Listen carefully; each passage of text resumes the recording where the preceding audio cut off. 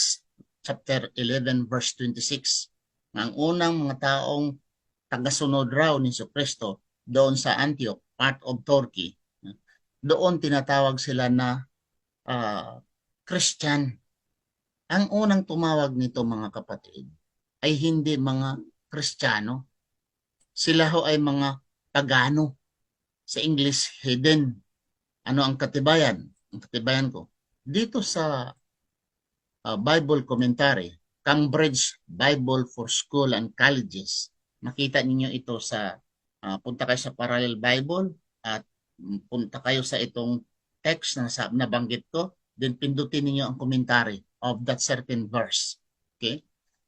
Sinabi dito, the disciples were called Christians first in Antioch. It is most probable that that this name was given them by the heathen in ridicule. By heathen. Ang heathen, ibig sabihin yung mga taong pagano. Heathen, it's E-A-P-H-E-N. Heathen.